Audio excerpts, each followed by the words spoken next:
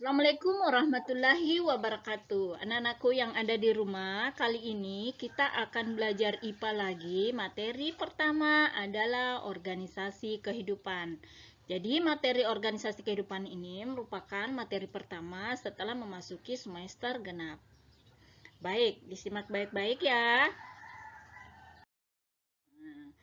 Standar kompetensinya adalah memahami keanekaragaman makhluk hidup. Kemudian KD-nya atau kompetensi dasar mendeskripsikan keragaman pada sistem organisasi kehidupan mulai dari tingkat sel sampai organisme. Indikatornya.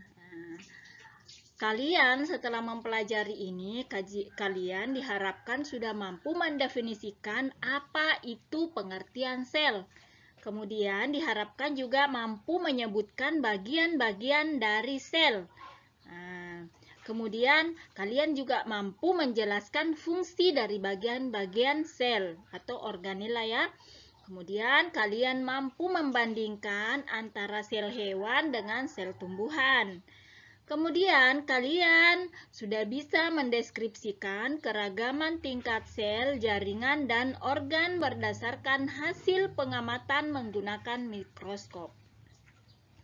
Kemudian kalian juga diharapkan mampu mengaitkan hubungan antara sel, jaringan, organ, dan sistem organ penyusun tubuh.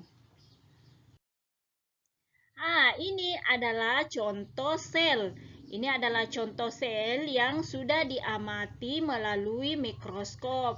Seandainya kalian kita sekolah tatap muka, ini kita akan melakukan sendiri di laboratorium ya, dengan menggunakan mikroskop. Ini adalah hasil pantauan atau mikroskop yang digunakan dengan menggunakan sel tumbuhan. Lalu apa itu sel? Sel adalah unit terkecil dari makhluk hidup atau bagian terkecil dari makhluk hidup. Istilah sel ini dikemukakan oleh Pak Robert Hooke, namanya Robert Hooke. Dia lahir tahun 1665 sampai meninggal 1703. Ketika melihat kamar-kamar kecil pada sayatan gabus tutup botol dengan bantuan mikroskop sederhana ciptaannya. Istilah sel berasal dari bahasa Latin, cellula namanya, yang berarti kamar-kamar kecil. Ini adalah Pak Robert ini. Kalau ada yang penasaran yang mana sih Pak Robert ini, inilah Robert Hooke namanya. Berserta dengan mikroskop ciptaannya. Jadi yang menciptakan mikroskop dan sel itu adalah Pak Robert ya. Kemudian ini adalah sayatan gabus yang awalnya dia terinspirasi dari sayatan-sayatan gabus. Jadi ini ada kamar-kamar kecil atau ruang-ruang kecil dengan menggunakan mikroskop. Kita tahu bahwa mikroskop dapat melihat benda-benda yang sangat kecil. Makhluk hidup sendiri itu dibagi dua. Ada uniselular dan ada multiselular. Bedanya apa? Kalau uniselular hanya terdiri dari satu sel. Uni itu satu ya, uniselular. Kalau multiselular terdiri atas banyak sel. Uni dan multi. Uni adalah satu dan multi adalah banyak. Contoh dari uniselular ini ada apa ini? Paramecium, bakteri. Ini. Selanjutnya kalian boleh baca di buku ya. Ini.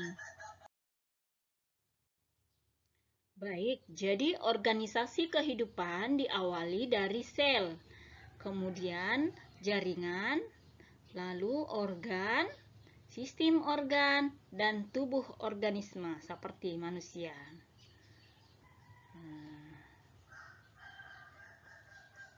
Sel adalah organisme yang bersel satu. Kalau jaringan, kumpulan dari beberapa sel membentuk namanya jaringan.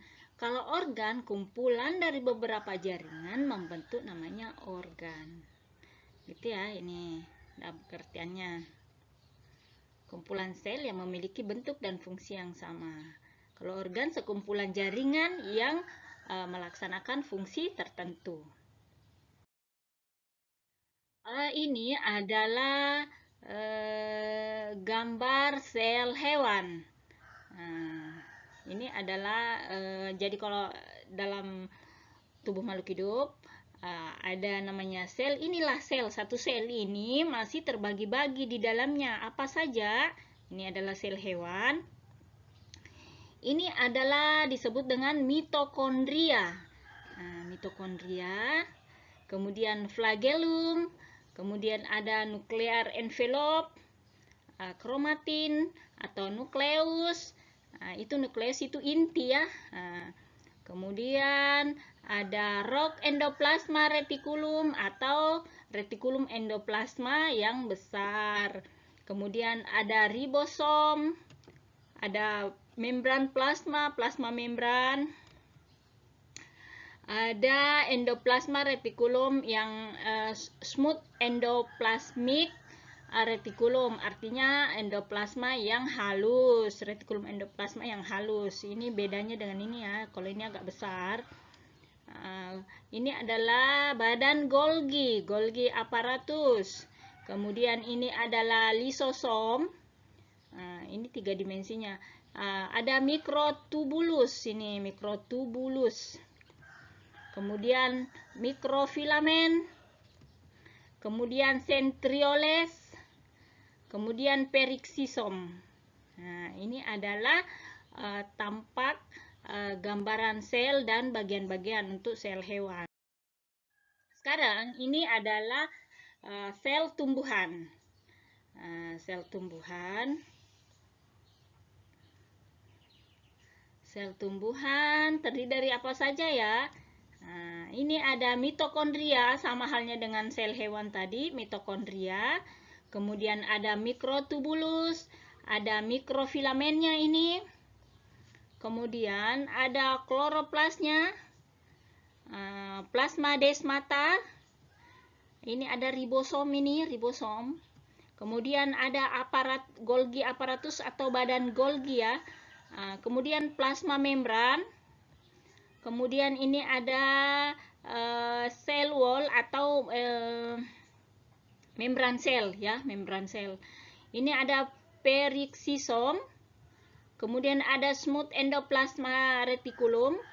Ada rod endoplasma reticulum, ada ini nukleus, nukleus ini dibagi-bagi, ini nukleus ya. Ada nukleolus, ada kromatin, ada nuclear envelope. Itu bagian dari nukleus, itu adalah inti ya, inti sel. Ini ada central vacuola, ada atau vacuola yang besar, adalah tonoplasma. Tonoplasma. Oke. Ini adalah struktur perbandingan antara sel hewan dan sel tumbuhan. Ini tadi sel hewan kan, ini adalah sel tumbuhan. Penampakan secara 3 dimensi. Itu ya. Oke, silahkan dicermati. Lalu kalian membuat fungsi dari apa yang saya sebutkan tadi, bagian-bagian dari sel hewan dan sel tumbuhan. Sekian untuk hari ini. Assalamualaikum warahmatullahi wabarakatuh.